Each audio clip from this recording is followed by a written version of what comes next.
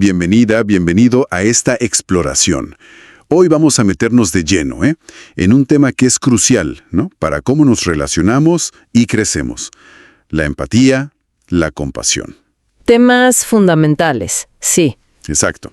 Y específicamente, cómo captar esas emociones que andan flotando. Las que decimos con palabras, claro, pero sobre todo, las que comunicamos sin ellas. Tenemos aquí unos materiales, interesantes, con una perspectiva desde la formación franciscana. Ajá, que le dan un enfoque particular a esta habilidad socioemocional. Justo. La idea hoy es entender por qué es tan vital aprender a leer más allá del discurso, ¿no? Los gestos, las miradas, el tono. Todo el lenguaje no verbal. Eso mismo. Tanto en nosotros como en los demás. Y no es solo para, digamos, llevarnos mejor, sino para crear conexiones más reales, más auténticas. Totalmente. Y veremos cómo una figura como San Francisco de Asís, según estas fuentes, se convierte en un modelo potente para esto. Ok, empecemos a desentrañar esto. A ver, el corazón del asunto, me parece, es esta capacidad de reconocer y comprender las emociones. No solo lo que se dice, sino como el paquete completo. Cuerpo, voz, incluso silencios. Captar todo el mensaje, ¿no? Exacto. No es una habilidad social más y ya. Es algo fundamental para la conexión humana real. Y las fuentes, de hecho, enfatizan varios objetivos al desarrollar esto. ¿Cómo cuáles? Bueno, uno clave es afinar lo que llaman la escucha activa emocional, que va más allá de solo oír las palabras, ¿sabes? Ajá. Es como sintonizar con las emociones que están vibrando detrás de las señales no verbales. Una expresión facial que dura un segundo, un pequeño cambio en la postura, un suspiro casi imperceptible. Es aprender a percibir el estado interno del otro, entonces. Justo eso. Aprender a percibir. Entiendo.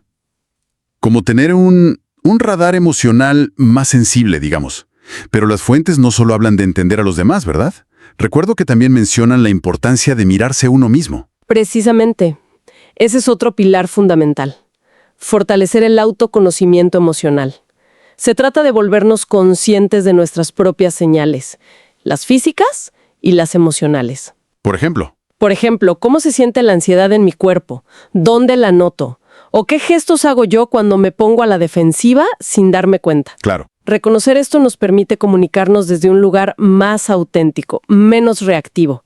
Porque, cuando entendemos nuestras propias emociones, es mucho más fácil empezar a entender las de los demás. Tiene todo el sentido. Si no sé qué me pasa a mí, qué siento yo, difícilmente voy a captar bien lo que le pasa al de enfrente. ¿Y cómo se integra todo esto? Lo verbal, lo no verbal, lo propio, lo ajeno. Ahí entra el tercer objetivo que mencionan, mejorar la interpretación de los mensajes emocionales. Es como armar un rompecabezas, ¿viste? Ajá. Juntas la pieza verbal con la no verbal para tener una imagen más completa, más profunda, de qué necesita emocionalmente esa persona en ese momento. Y falta un punto, creo. Mencionaste 4. Sí, el cuarto, que es crucial, gestionar esas emociones que identificamos, tanto las propias como las ajenas. Gestionar, no controlar ni reprimir. Exacto. Gestionar de forma constructiva, con respeto, con empatía, para que la comunicación, fluya y no se quede atascada en malentendidos o en puras reacciones defensivas. Entonces, el panorama completo sería percibir mejor al otro, entenderme mejor a mí, integrar toda esa información y luego actuar desde ahí, desde ese entendimiento, con empatía. Eso es, el resultado final que buscan estas fuentes, al parecer, es una comunicación más rica y, sobre todo, vínculos más genuinos. Y aquí es donde entra la figura de San Francisco de Asís, que estos materiales presentan como un ejemplo vivo de esta habilidad. Esto me parece particularmente interesante, ¿sabes? Porque lo sacan un poco del nicho puramente religioso. Sí, lo muestran más como un modelo de conexión humana, profunda. Exacto. Totalmente. Y su vida, tal como la describen las fuentes, está llena de ejemplos concretos. Se habla mucho, por ejemplo, de su escucha profunda y compasiva. ¿Qué significa eso en la práctica, según los textos? Que no era solo oír lamentos o palabras, era realmente leer el sufrimiento o la alegría en los rostros, en los gestos de la gente. Mencionan específicamente su interacción con los leprosos. Sí, eso es muy conocido. Claro, pero el punto que resaltan es que no se quedaba en la queja superficial, ¿entiendes? Conectaba con el dolor profundo que había detrás, con una empatía que las fuentes describen casi como una sintonía espiritual. Veía más allá de la enfermedad, veía a la persona y toda su carga emocional. Esa capacidad de leer el sufrimiento oculto es muy potente, sí. Pero, ¿y hacia adentro? ¿Se aplicaba esa misma habilidad a sí mismo? Digo, ¿era consciente de sus propias emociones? Sí, y eso es clave en la lectura que hacen las fuentes. Resaltan mucho su humildad para reconocer sus propias emociones. No se presentaba como alguien ya resuelto o perfecto. Las fuentes mencionan cómo él mismo reconoció y trabajó con sus propios miedos, sus dudas, incluso el orgullo, sobre todo en su proceso de conversión. Y lo hizo con autenticidad, buscando transformar esas emociones a través de su fe. O sea que esa honestidad emocional consigo mismo. Es vista como la base indispensable para poder conectar empáticamente con los demás. Es que no puedes ofrecer realmente lo que no tienes o lo que no le conoces primero en ti. Entiendo. La autenticidad emocional propia como puerta a la empatía con otros. Y había un aspecto más que me llamó la atención en los materiales, que expande un poco la idea de empatía más allá de lo humano. Ah, sí, la empatía con la naturaleza, ¿verdad? Es fascinante cómo lo plantean. Sí. Las fuentes sugieren que su conexión empática no se limitaba solo a las personas. Describen cómo parecía leer o sintonizar con el estado de la creación entera, viendo una unidad en todo. El famoso cántico de las criaturas. Exacto.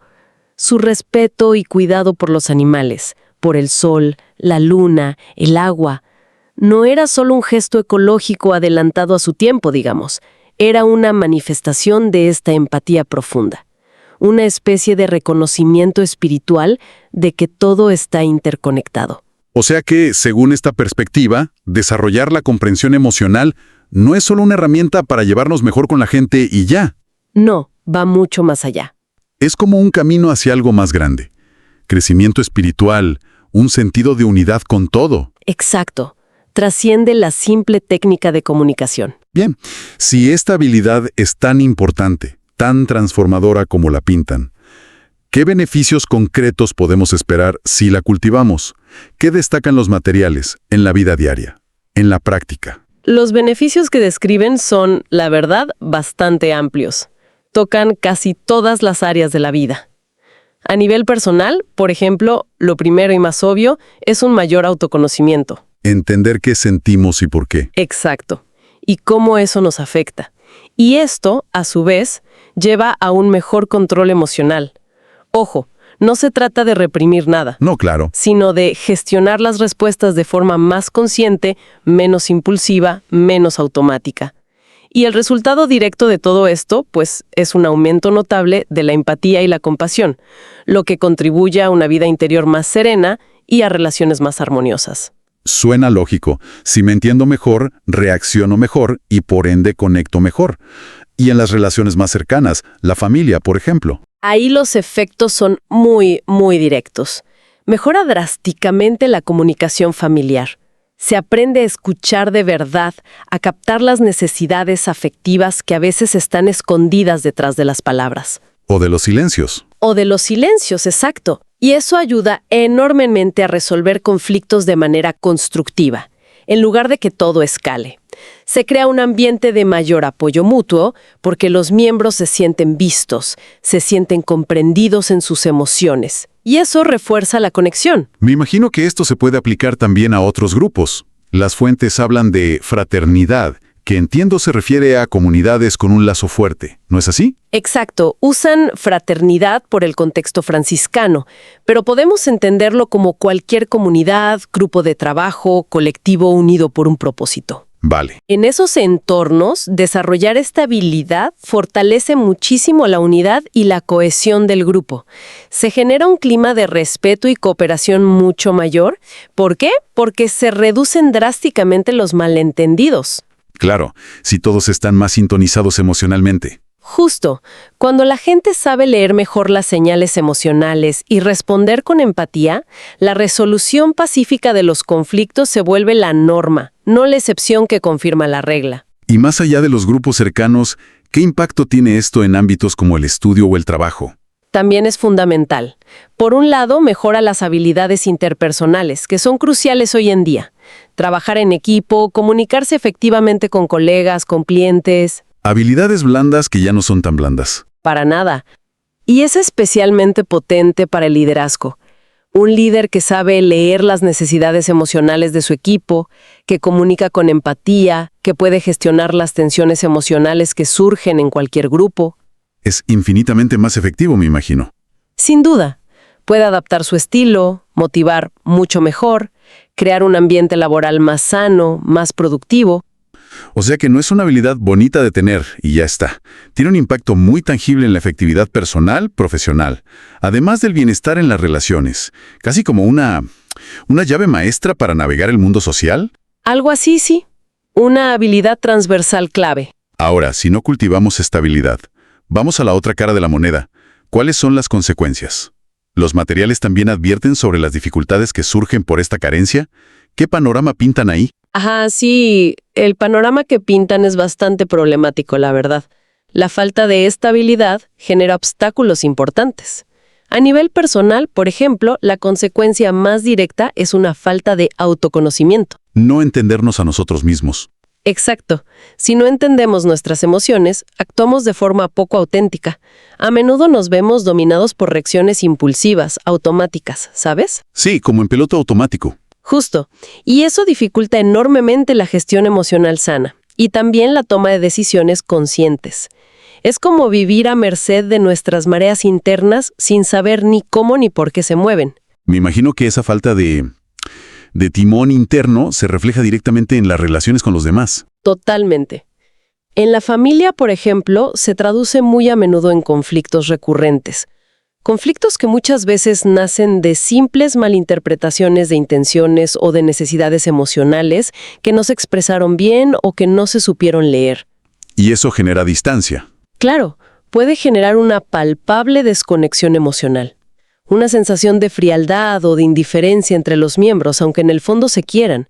Falta esa sintonía fina, esa conexión profunda. Y en esos grupos o comunidades de los que hablábamos, la fraternidad, los equipos de trabajo. Ahí la falta de comprensión emocional puede ser muy, muy destructiva. Genera sentimientos de desunión, miembros que se sienten incomprendidos, ignorados, que sienten que no se les escucha de verdad.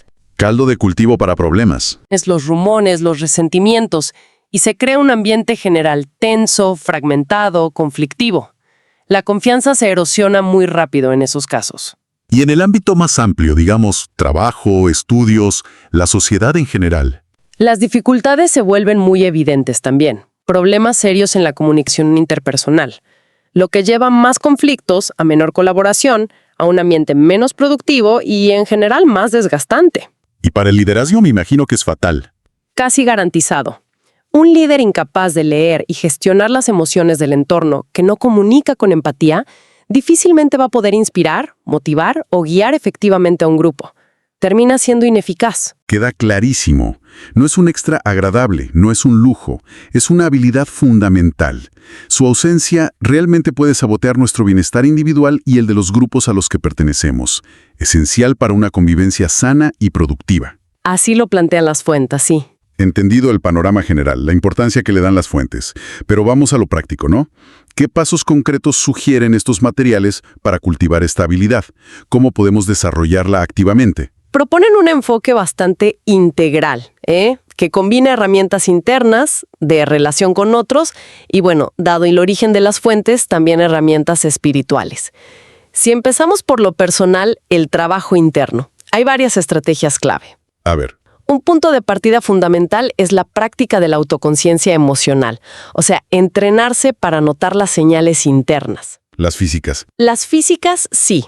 Cómo cambia mi respiración, si siento tensión en los hombros, si mi corazón se acelera, justo cuando empieza a surgir una emoción. Un ejercicio práctico que mencionan es dedicar unos minutos cada día, quizás por la mañana, simplemente a escanear el cuerpo. ¿Como un chequeo interno? Algo así. Notar qué sensaciones físicas están presentes y preguntarse a qué estado emocional podrían corresponder. Es como aprender el lenguaje propio del cuerpo. Entiendo. Aprender a escucharse. Exacto. Y a eso se suma el uso de prácticas como el mindfulness y la contemplación. La idea aquí es poder observar las emociones cuando surgen en tiempo real, pero sin dejarse arrastrar por ellas inmediatamente, sin juzgarlas tampoco. Solo observar. Simplemente reconocer, mira que hay enfado, o noto que surge el miedo, observarlas con cierta distancia, con curiosidad. Y bueno, en el contexto de estas fuentes, también se sugiere buscar comprensión o guía divina en ese proceso de observación. ¿Un ejemplo práctico de eso? Podría ser un breve ejercicio de mindfulness, centrado en la respiración, notando las sensaciones que aparecen y pidiendo internamente, si uno cree, claridad sobre esas emociones presentes. Interesante esa combinación de autoobservación con una apertura espiritual. ¿Qué más a nivel personal? También es crucial, dicen, desarrollar la escucha activa, pero poniendo un énfasis especial en lo no verbal. No solo las palabras. Otra persona, a su postura corporal. El ejemplo práctico es simple, pero requiere esfuerzo consciente. En la próxima conversación importante, proponernos observar activamente el lenguaje corporal del otro mientras hablamos. Suena fácil, pero seguro que cuesta no quedarse solo en el contenido verbal. Requiere disciplina. Ciertamente. Y otra herramienta útil que proponen es la reflexión diaria sobre las interacciones. Como un diario. Puede ser. Después de una conversación importante o quizás una difícil, tomarse un momento para repasarla, mentalmente o incluso por escrito. Preguntarse, ¿qué emociones creo que expresó la otra persona, verbal y no verbalmente? ¿Y yo, cuáles expresé? ¿Logré identificar bien lo que estaba pasando a nivel emocional? Llevar un pequeño diario sobre esto puede ser muy, muy revelador. Ayuda a aprender de la experiencia. Claro. ¿Y qué hacer cuando las emociones se vuelven muy intensas? En el momento. Ahí entra lo que llaman la autorregulación emocional. Las fuentes sugieren tener a mano algunas técnicas para manejar esos momentos de intensidad. ¿Cómo cuáles? Cosas como la respiración profunda y lenta, que ayuda a calmar el sistema nervioso. Tomar pausas reflexivas antes de responder impulsivamente. O practicar el reencuadre, que es intentar ver la situación desde otra perspectiva diferente. Un ejemplo concreto de reencuadre. Imagina que te sientes abrumado por el trabajo. En lugar de entrar en pánico, hacer una pausa de 5 minutos, respirar hondo y quizás decirte algo como, ok, puedo manejar esto paso a paso. O intentar ver qué puedes aprender de la situación. O, en el contexto de la fuente, quizás usar una frase como, Señor, ayúdame a ver esto con paz. Son pasos muy concretos para empezar el trabajo individual.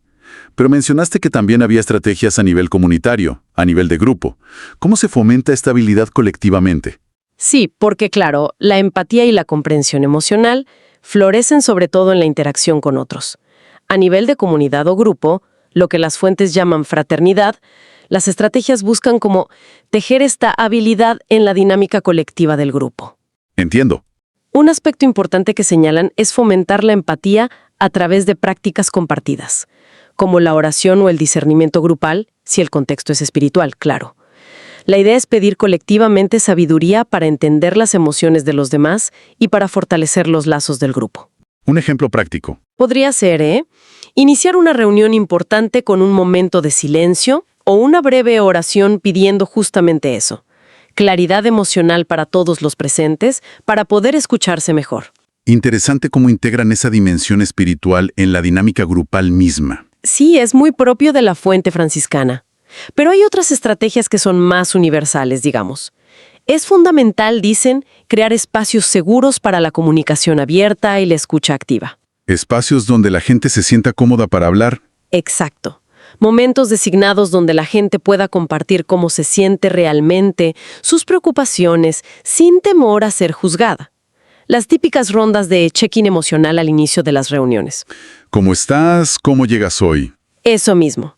Pueden ser muy efectivas si de verdad se promueve una escucha respetuosa y atenta por parte de todos. Eso requiere un acuerdo grupal, un compromiso de no interrumpir, no juzgar. Relaciones, situaciones.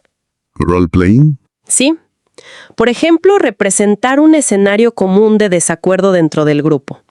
Y luego, observar y discutir juntos.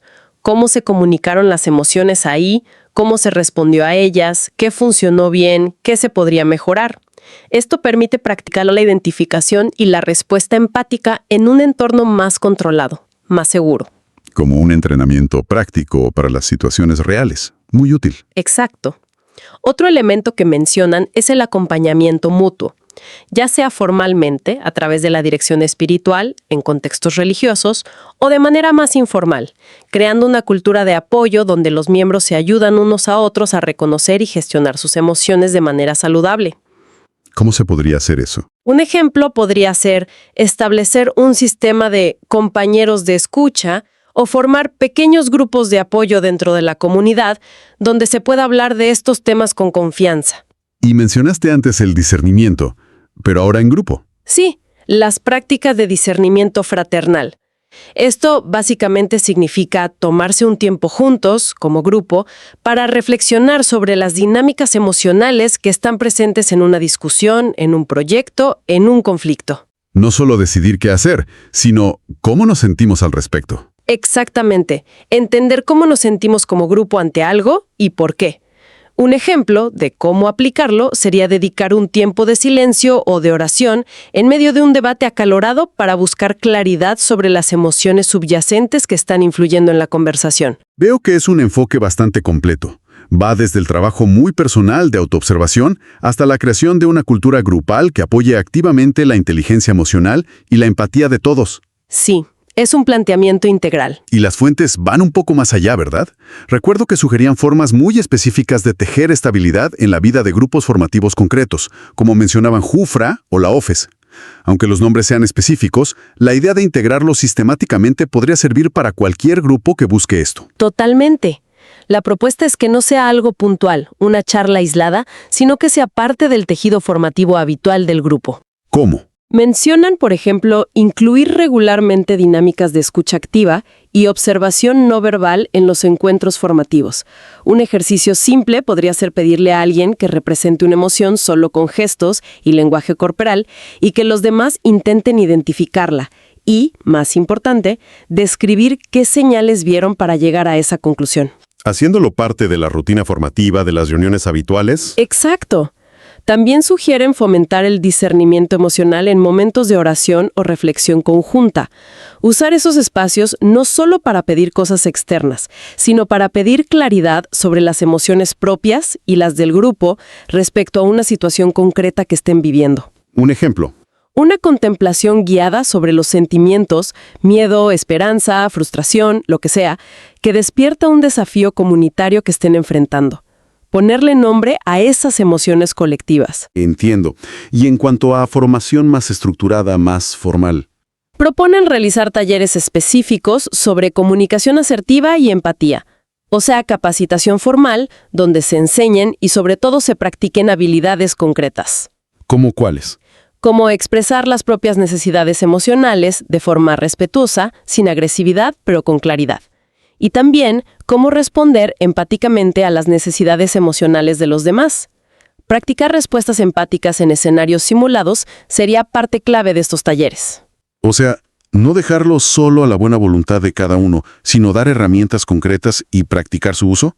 Correcto, porque a veces la intención está, pero faltan las herramientas. También insisten en crear espacios regulares para la autoevaluación y la reflexión emocional sobre las interacciones dentro del grupo. ¿Volvemos a la reflexión? Sí, pero enfocada en la vida del grupo. Puede ser a través de un diario personal o, mejor aún, momentos de reflexión compartida en grupos pequeños. El ejemplo es sencillo. Una reflexión semanal sobre interacciones dentro de la comunidad que hayan sido emocionalmente significativas, para bien o para mal. Y mencionan algo sobre el silencio, creo recordar. Sí, muy interesante. Incluir conscientemente momentos de silencio y observación durante las reuniones o encuentros. No llenar todo el tiempo con palabras. ¿Para qué? Hacer pausas deliberadas que permitan a las personas, primero, sintonizar con sus propios sentimientos en ese momento. Y segundo, intentar percibir las emociones no verbalizadas que puedan estar flotando en el ambiente del grupo. ¿Cómo sentir el clima emocional? Exacto. Unos minutos de silencio en medio de un retiro intenso para simplemente sentir ese clima emocional del grupo. Es un ejemplo práctico que dan. Interesante usar el silencio como una herramienta de percepción emocional colectiva. No se piensa mucho en eso. Y finalmente, reiteran la importancia del acompañamiento. Por un lado, promoviendo la dirección espiritual individual para quienes buscan procesar sus emociones más profundamente en un contexto de fe. Facilitando el acceso a guías o directores. Claro. Y por otro lado, y quizá más aplicable a cualquier grupo, fomentando una cultura de acompañamiento emocional mutuo. La idea es que los miembros se sientan cómodos y seguros apoyándose unos a otros en este camino de crecimiento emocional. ¿Cómo se logra eso? Pues, por ejemplo, formando pequeños grupos de apoyo dentro de la estructura del grupo más grande, donde se pueda hablar con más intimidad y confianza sobre estos temas. Queda claro el enfoque entonces.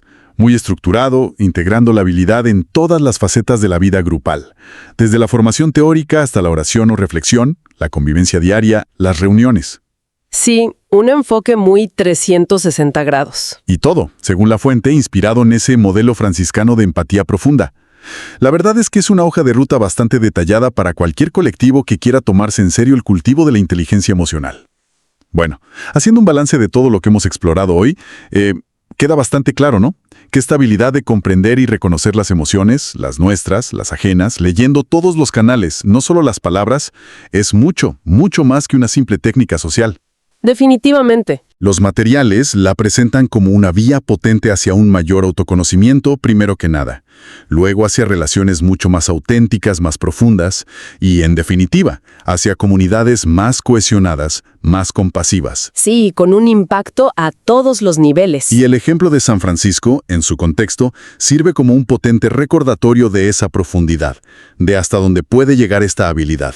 Exactamente. Y quizás, para dejar una idea resonando, algo que vaya un poquito más allá de lo que las fuentes detallan explícitamente, podremos plantearnos una pregunta, ¿no? A ver. Una vez que desarrollamos esta capacidad de reconocer las emociones en juego, las nuestras y las de los otros, ¿cómo podemos ir un paso más allá? ¿En qué sentido? No solo usar esta habilidad para, digamos, navegar mejor las relaciones o evitar conflictos, que ya es mucho, sino cómo podemos usarla para ser agentes activos que co-creamos espacios de sanación y de crecimiento mutuo en nuestras interacciones cotidianas. Interesante. ¿Cómo usarla proactivamente para construir? Exacto, cómo usar esta sensibilidad empática para construir puentes, especialmente quizá con aquellas personas o aquellos grupos con los que nos resulta más difícil conectar. ¿Cómo podríamos aplicar esta comprensión para fomentar activamente la sanación y el entendimiento mutuo, incluso donde parece más complicado? Eso da para otra conversación entera. Sí, es algo en qué pensar, ¿no? Una posible aplicación proactiva y transformadora de todo lo que hemos desgranado hoy.